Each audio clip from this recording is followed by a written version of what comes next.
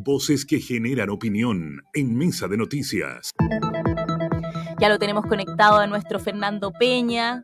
Ahí vamos a esperarlo para que efectivamente se conecte con nosotros, porque viene a conversar siempre de temas sumamente contingentes y que en el fondo a ustedes les van a hacer un sentido tremendo. Así que ahí ya lo vemos que estaba conectado. Te estaba haciendo esperar, ¿eh? Sí, es que buenos días, sí, me estaba haciendo rogar, pero estamos acá.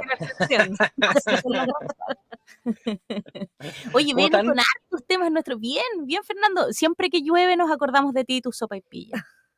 Ah, sí, no, estaba alejado de esos manjares porque estoy pasadito de colesterol, así que hay que cuidarse. No, aparte hay que cuidarse. Oye, y uno voy a decir algo bien de viejito y tan flaquito que se ve. Es que la gente se confunde, claro, porque todos dicen que tan flaquito, pero en el verano hice un chequeo y no me tiraron la oreja. Me dijeron que no está crítico, pero sí que tenía que cuidarme. Sí, entonces, que la buena vida pasa a la cuenza de repente. Pero puede usar la freidora de aire ahí también. Vamos, hay que inventar hoy la sopaipilla descafeinada, ¿no? Algo así como toda la vida moderna. Oye, pero de sopaipillas no vamos a hablar, aunque nos encantaría. Sí, no. Vamos a hablar, de un tema que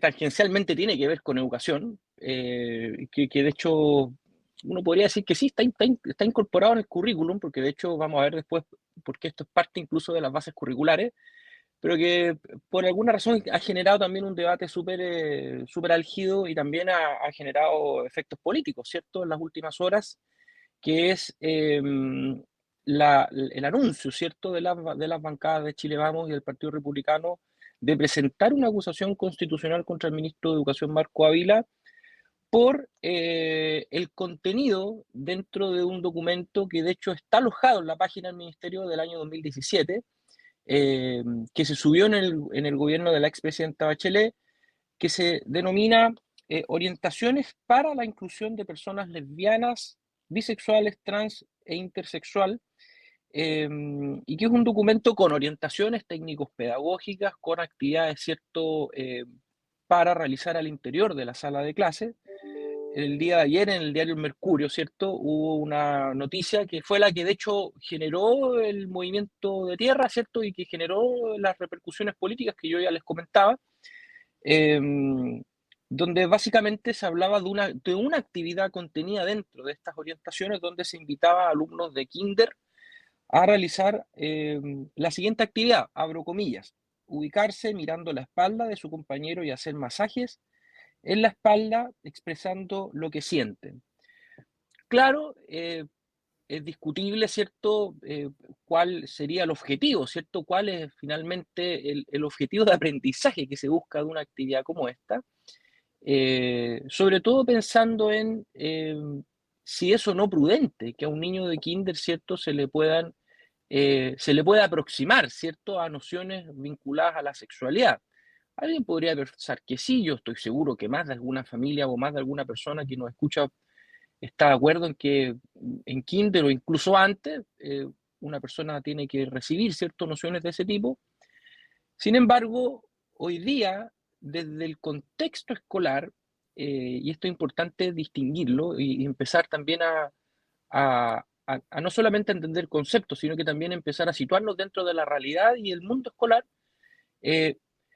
nociones sobre educación sexual ya de forma más formal se comienzan a pasar desde quinto básico.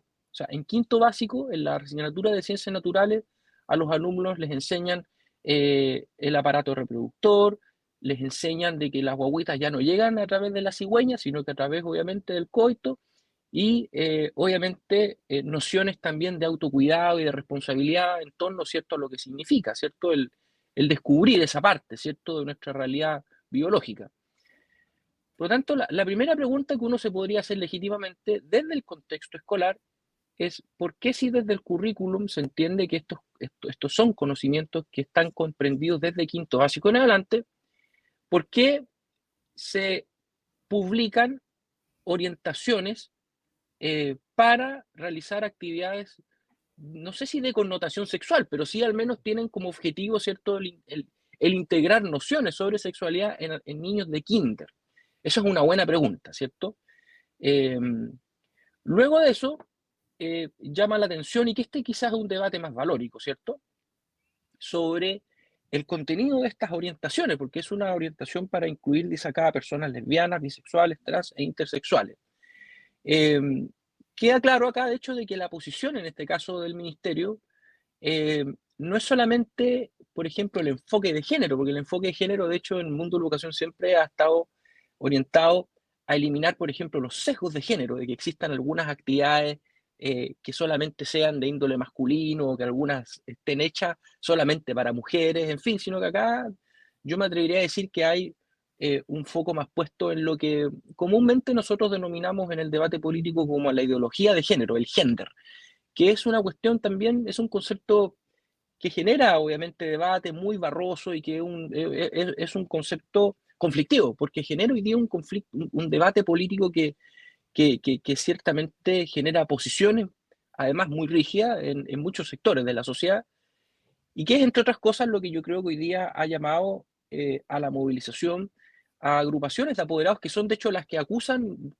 particularmente al ministro de una reunión de básicamente haber negado que estas orientaciones estaban publicadas o existían, porque de hecho parte de la defensa del ministerio es que esta actividad que yo recién le leí ya no está en las orientaciones, sino que fue modificada y al parecer se editó y ya no está contenida en las orientaciones. Eso a mí no me consta porque no he leído el documento que se supone está remasterizado en la página del ministerio, pero sí me consta que estas orientaciones existen y que el documento está arriba y que hay actividades planteadas para menores de quinto básico. ¿Ya? Cosa que es curiosa porque el mismo ministerio de alguna forma nos dice que desde el currículum los contenidos y los objetivos de aprendizaje desde la asignatura de ciencias naturales comienzan desde ese nivel. Entonces, queda la pregunta básicamente de si tiene mérito o no la acusación constitucional. Hay que recordar que la acusación constitucional es básicamente claro, se entiende como un juicio político, pero también el juicio tiene que estar avalado y tiene que estar sustentado en alguna transgresión, ¿cierto?, directa a la Constitución. Las personas en su casa se preguntarán, bueno, ¿cuál puede ser eventualmente esa transgresión? Y podría ser justamente algo que está consignado, ¿cierto?, en la actual Constitución, que es el derecho preferente de padres y apoderados sobre la educación de sus hijos. Eso está hoy día en la Constitución, ¿cierto? Y además conversa permanentemente con el derecho a la educación y la libertad de enseñanza contenida en el artículo 19, numeral 10. Entonces, es difícil hoy día hablar de si efectivamente existe mérito o no. Lo que sí existe y lo que se ha manifestado a través de redes sociales y la opinión, ¿cierto?, de muchos actores políticos es que hay molestia, ¿cierto?, de parte del mundo de los apoderados contra algo que al parecer estaría transgrediendo los límites, ¿cierto?, de lo que muchos apoderados o papás consideran correcto o no correcto, sobre todo pensando en la edad, ¿cierto?, de los menores de edad. En circunstancias de que acá la principal queja es que, por ejemplo, la actividad que apareció, ¿cierto?, en esta noticia del diario El Mercurio estaba pensada para alumnos de kinder. Entonces, claro, es discutible de si efectivamente una actividad de ese tipo, que está pensada en el marco de unas orientaciones para la inclusión de personas lesbianas, bisexuales, trans e intersexual, es o no prudente, sobre todo en menores de edad, donde claramente no existe todavía ni siquiera el desarrollo de la personalidad. Entonces, son asuntos bien discutibles. Yo creo que ustedes están súper conscientes también, Ángela, Lely, de que ha habido una crítica que no es nueva contra la administración de Marco Ávila en estos aspectos. Recordemos que el ministro hace un par de meses atrás anunció, no sé si una nueva orientación o la remasterización de esta misma sobre alfabetización sexual, ¿cierto? Que también generó bastantes dudas y generó un debate, que es un debate legítimo, ¿cierto?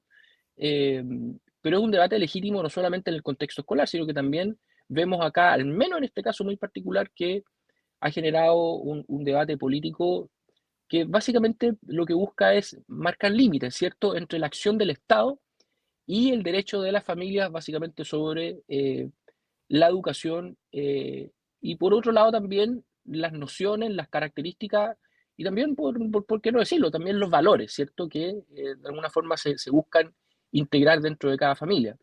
Entonces, va a ser un debate interesante, ¿cierto? Va a ser un debate interesante porque de alguna manera nos va a obligar a hablar sobre cuestiones que hoy día, claro, siguen siendo un poco tabú, que de alguna forma enfrentan ciertas posiciones más liberales con posiciones más conservadoras, eh, pero que yo sobre todo espero que no contaminen ni tampoco perjudiquen la atmósfera escolar en circunstancias, y esto es importante remarcarlo, ¿ah?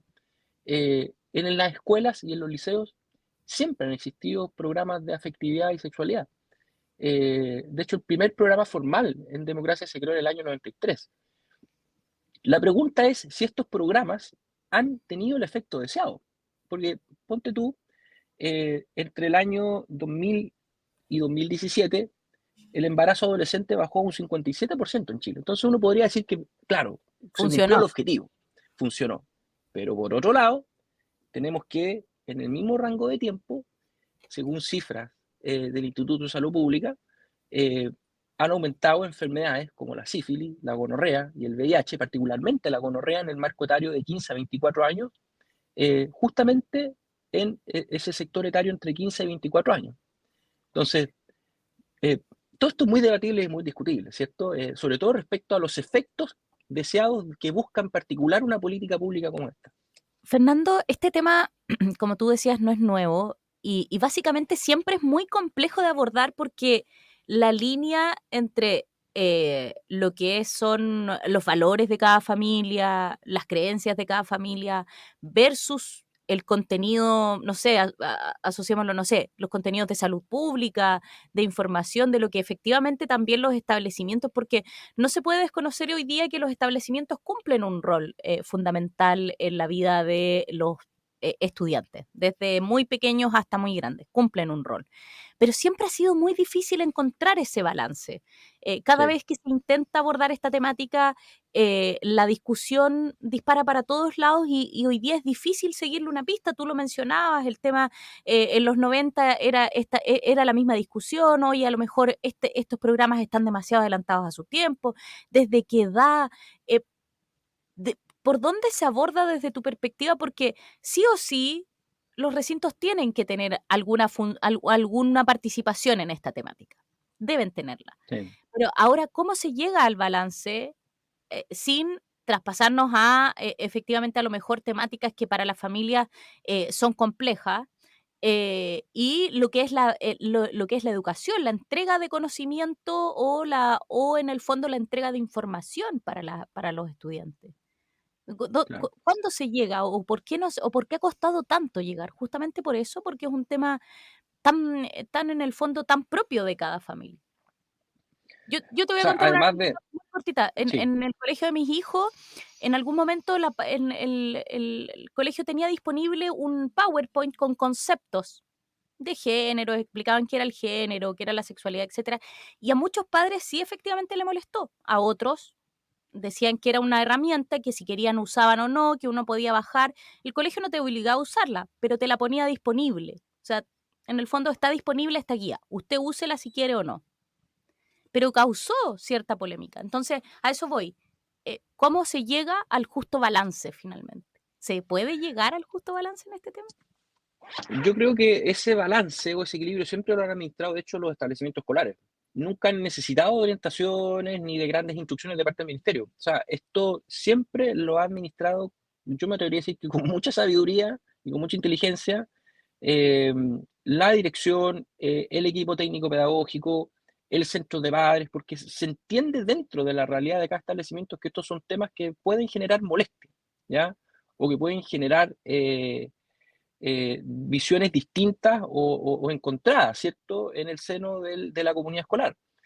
Ahora, esto para las comunidades escolares efectivamente se ha ido transformando en un tema relevante, porque efectivamente vemos que es cada vez más usual el ver alumnos o jóvenes o adolescentes que asumen, ¿cierto?, una identidad sexual que no es la de su sexo, básicamente, que no es la de hombre o mujer, y cada vez a menor edad. Entonces la pregunta es ahí, ¿cuál es básicamente la decisión? ¿Hay una decisión libre, afirmada, ¿cierto?, en la búsqueda o en el encuentro de mi personalidad? ¿O efectivamente algo tiene que ver, ¿cierto?, toda esta cantidad de información que circula y de posicionamiento de temas que en la práctica, claro, muchas veces van causando situaciones. ¿Ah? Eso es básicamente la observación que hacen muchos papás. Y por otro lado, claro, hay muchas familias que dicen, oye, pero así es el mundo hoy día, hay toda la información posible, todo lo que los niños puedan saber y conocer. Y claro, para algunos, claro, es una posición más liberal que obviamente existe y que riñe, ¿cierto?, con esta otra posición que dice, ¿sabe qué? Yo prefiero que mi hijo vaya conociendo sobre esto de manera gradual, yo quiero saber y quiero ir contándole yo sobre esto, porque quiero que básicamente él no se confunda o no tome decisiones que pueden obviamente generarle un trastorno de personalidad o que tome decisiones que quizás para su edad no son las indicadas. Esas son básicamente las dos posiciones que hoy día fijan muchas familias en torno a estos temas. Entonces, la pregunta es, ¿qué hace hoy día la escuela, el contexto escolar, para de alguna forma generar... ¿Cómo se sitúa ahí de buena Claro, manera, de manera sana claro, finalmente para los establecimientos? claro, de manera sobre todo de no generar un desencuentro o situaciones conflictivas, ¿cierto?, entre los distintos estamentos. Eh, y claro, yo siento que esto en general siempre se ha administrado bastante bien. O sea, yo nunca he escuchado a un papá, ni liberal ni conservador, que se escandalice porque a un niño en la asignatura de ciencias naturales le enseñen cómo se hacen las guaguas y cuáles son las características, ¿cierto?, del aparato reproductor en quinto básico. Eh, y eso quizás ocurría hace 20 años atrás, ojo, ¿eh? Pero hoy día ya efectivamente es cada vez menos recurrente. No se trata tampoco de que los papás de alguna forma tomen posiciones extremas en esto. Yo creo que tampoco las toman. ¿Sí? El tema es que es inevitable entender que en esto hay cargas valóricas importantes. Y que hay familias que en todo su legítimo derecho sienten que se le está entregando demasiada información, más de la que ellos quisieran, en temas que efectivamente son sensibles y que de alguna manera ellos consideran pueden afectar el desarrollo de la personalidad de un menor de edad. Eh, Porque dicho sea, claro, estas orientaciones para la inclusión de personas lesbianas, bisexuales, trans e intersexual, de alguna forma asumen, ¿cierto?, de que la persona puede asumir inclinaciones distintas, ¿cierto?, a las que vienen dadas por los rasgos biológicos. Y ese es un debate, claro, podemos estar acá 2 horas hablando, bueno, sobre bueno, si eso efectivamente es posible o no. Y no es necesariamente un debate tan científico, a la larga vamos a darnos cuenta que es sobre todo un debate valórico, un debate moral. Y claro, los debates morales en sociedades democráticas se resuelven justamente, como bien señalabas tú, llegando a buenos encuentros, a buenas zonas de entendimiento.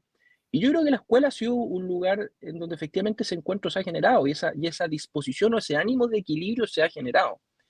El problema, creo yo, es que hoy día tenemos una autoridad que yo creo que ha exagerado un poquito los gestos y sobre todo el nivel de información y de disposición en circunstancias de que hoy día hay muchos problemas relacionados al mundo escolar que al parecer parecieran eclipsados permanentemente, ¿cierto? Por temas vinculados a la educación sexual, que claro, son importantes, son una parte, ¿cierto?, de todas las necesidades y todo el quehacer que hay hoy día del mundo de la educación. Pero pareciera ser que a veces es solamente el único tema o lo más importante para la autoridad, en circunstancias de que, claro, eso está de más decir lo que no es así. Va a seguir siendo un tema, por cierto, pero creo yo que es un tema, de hecho, bastante resuelto hace mucho rato por las escuelas y los liceos, porque ellos vienen conversando sobre esto hace muchos años, ¿ya? No son temas nuevos para ellos, y siempre lo han administrado con bastante prudencia. Y los apoderados, obviamente, cuando encuentran que se infringe alguno de esos límites, obviamente lo hacen ver en el seno de la dirección o con el equipo UTP o con la orientación, con el equipo orientador. Pero ¿por qué hoy día es un problema político y por qué eventualmente esto va a repercutir, ¿cierto?, en una acusación constitucional? Porque la sensación, y que es una sensación que yo comparto, soy honesto en eso, es que el ministerio de alguna manera ha exagerado al punto de parecer casi obsesionado, ¿cierto?, con temáticas de educación sexual eh, que, insisto, están contenidas ya en las bases curriculares, hay orientaciones, documentos que están a disposición de todas las personas, tal cual tú decías, Ángela, la información está disponible. O sea, no es que hoy día nadie con una posición más liberal sobre este tema podría decir, sabes que a mí se me niega la información. o yo no tengo información disponible. Quisiera entregarle más información a mi hijo y no la tengo. Porque eso es falso. Entonces la información está.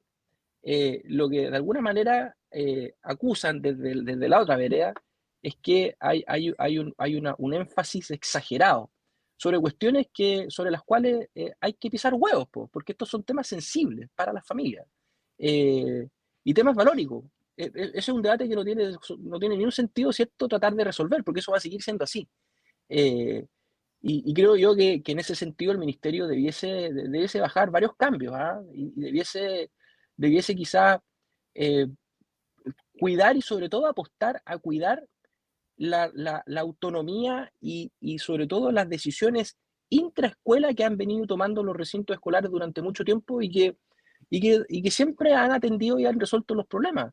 Yo delante te da la cifra de embarazo adolescente, ha bajado considerablemente, pero por otro lado ha subido también la cifra de transmisión de enfermedades venéreas o de infecciones de transmisión sexual. La pregunta es ¿por qué? Y esto también es de alguna manera la preocupación de los padres, de los apoderados, porque también han ido subiendo las conductas de riesgo y de alguna manera también ha ido aumentando la promiscuidad, porque de alguna manera se ha entendido que la sexualidad libre tiene que ver con, bueno, yo puedo hacer despliegue, ¿cierto? Sin restricciones, sin límites, ¿cierto? De la búsqueda de mi sexualidad y también de los placeres y los deseos que todo eso genera. ¿Será ese el objetivo? ¿Será ese? Quizás haya que darle una vuelta de tuerca, ¿cierto? Porque evidentemente ese no puede ser el único norte, ¿cierto? Y no puede ser el único objetivo de la sexualidad. Yo más bien creo que la sexualidad debiese estar hoy día orientada sobre todo a buscar el amor, el respeto, la afectividad, y entender de que sin una sexualidad responsable, probablemente los adolescentes y los menores de edad pueden generar o pueden incurrir en conductas de riesgo que pueden ser derechamente autodestructivas. Así que es lo que hoy es. día ocurre sobre todo en el marco de salud pública con este aumento explosivo que ha habido de estas enfermedades que yo ya les comenté. Oye, Fernando Peña siempre con temas interesantísimos que nos quedamos cortos de abordar, pero por supuesto que lo vamos a recibir en algún momento, en 15 días más, con otra columna interesantísima. Fernando, gracias por venir a acompañarnos este día miércoles. Que esté muy bien, muchas gracias. Chao, chao. Chao. Fernando.